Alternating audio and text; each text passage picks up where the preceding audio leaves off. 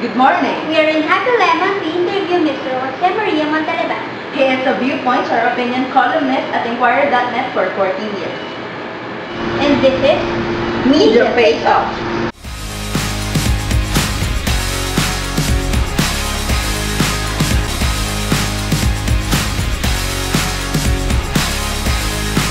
Mr. Jose, we are from University of the AS. I'm a broadcasting student. And I'm a journalism student. We're all 30 years. So I'm Lizelle. And I'm Raya Singh. We just want to ask you about your profession. So, first question, as an opinion or viewpoints columnist at Inquirer, what is the nature of your industry, media industry? Well, nung pumasok ako, hindi ko alam yun. Kasi hindi naman ako sinabihan na ito yung papasukan mo, ito yung nature ng industry, ito yung do's and don'ts. Ginawa lang ako kasi sabi ng editor at that time, we are reformating, we are trying to find more people who can express their views in mas interesting, mas fresh, ganon. So sabi niya, or gusto ko, sabi ng the one who recruited me from Inquirer.net at that time, that I like what I have seen so far. And huli lang sa mga email groups at that time. Wala pa Facebook noon. 2000. So, yun pa lang yun, na sa mga email loops, gano'n, sabi niya, I've read, and then, may magazines, but I was never in print except one or two articles that were published in a magazine. So, yung nature, well, number one, electronic. Yun lang ang alam ko. I won't come out in print. I'll come out in an electronic. Sir, how long have you been in the industry? Since 2001. 14 years.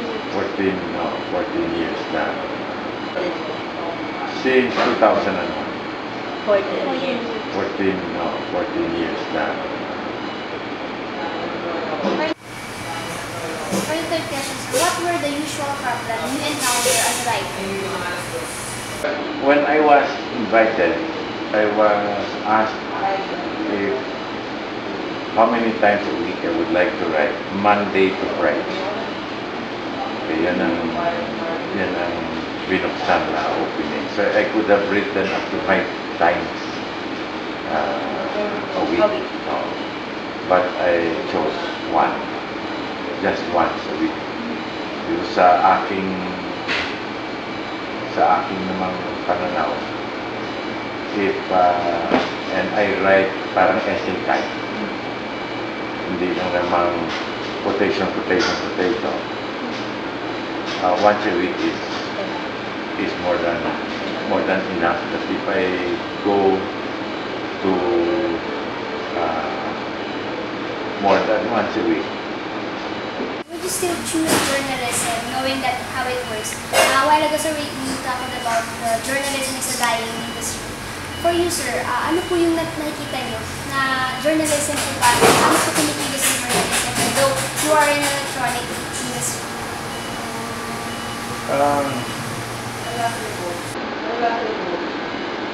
Hindi pwede mamatay yung journalism. Parang tinatanong mo, pwede ba mamatay yung storytelling? Hindi mamamatay yun.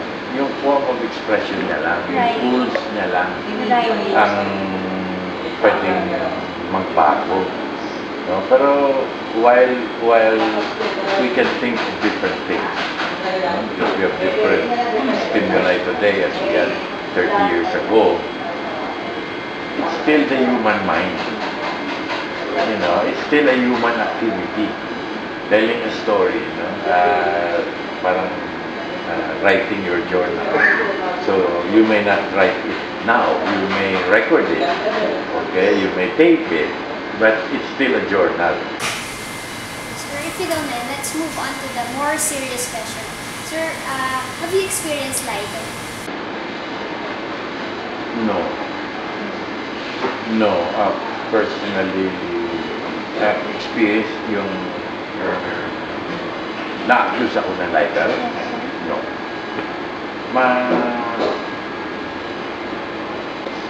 We have certain laws on that. Because Yung mga case ko talaga, I mean, yung very close to me, but napakarami ng nasusunod libel who are in the inquiry. Okay? Including the inquiry itself. Yeah. Because of the publication. Right, no? So,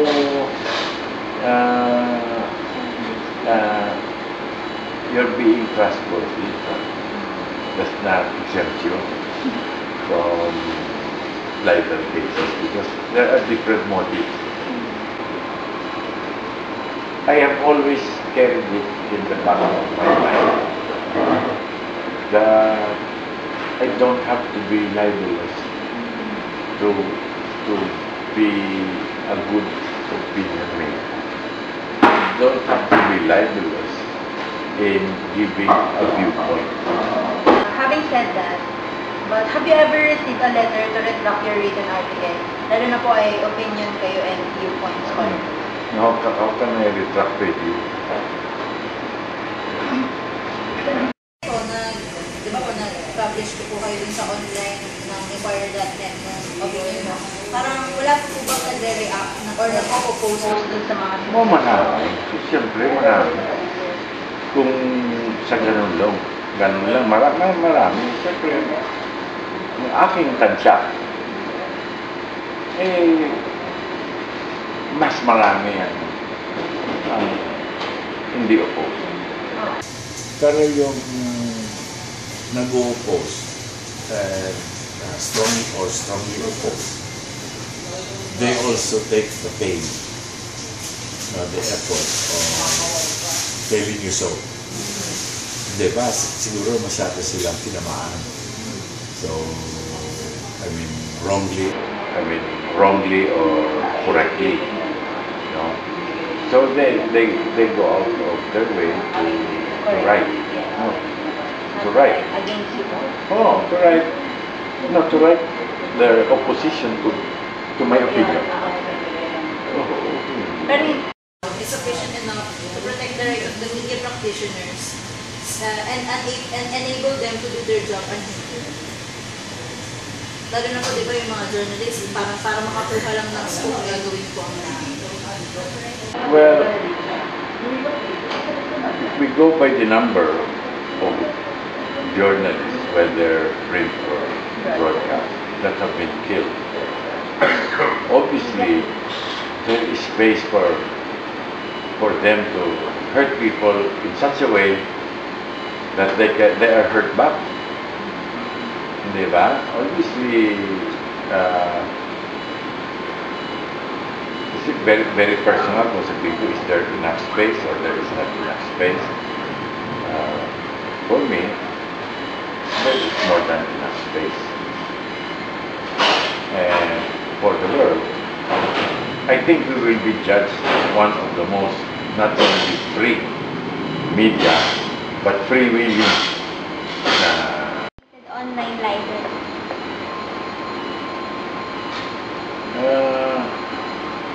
Actually, hindi ko binasa. Kasi sabi ko nga, in essence, whether it is online or free, yung tinutukoy ng isang libel law, it's what libel is. So wala akong tendency to do that. So hindi ako, if I ask you, what's the penalty for online man o hindi? Ako, hindi ko siya pinag-aralan. Now, may mga tao na siguro they walk a thin line or go near a thin line, or they're so afraid of a very fundamentalist view by some legal personality, dun sila na-alarm. dun sila makipete. Honest. Many things. Like what? Not only, of course there are people, but you won't know them anymore. Because when you get statistics, you get figures, you don't get personalities. But you know, these statistics are human-based. In other words, lahat yan, galing yan sa tao.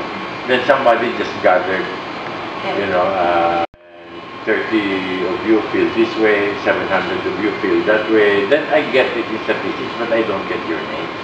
But alam ko, those statistics are, Bali. no, all of that are humanly sourced. No, galing yan sa tao. O, galing yan sa, yeah, unless they are statistics about the cycle of the season, yung mga nature. No? So, yung is always a combination, no, of my own basic intelligence and how I will process everything that is around me that has caught my attention or that I gave some value to. So primo seco. So napaka-importante. Yeah. But at the end, even if it's your figure, if I agree with it, I have to say I agree with it if my opinion affirms yung ginamit kong data or information, no? Akin pa rin yun. Cargo ko pa rin yun. No? So, pwede ko lang sabihin galing yun doon. You know, galing yun doon, but I choose to believe it. Hindi naman pwede na I'm writing an opinion in a publication like the Inquirer na ako lang iniisip ko. Why am I writing? Because I'm writing to people. Diba? So, hindi naman ako si Jesus Christ. So, I'm not writing. I cannot be writing. If the people who read me say, well, I was right, it doesn't matter whether I think I'm good. I think I am average. Ako. I think I'm average. Sometimes I have flashes of being good. But many people think otherwise. But thankfully, in a way, One of the writers of the paradigm. Thank you, sir. okay, thank you. Thank you also.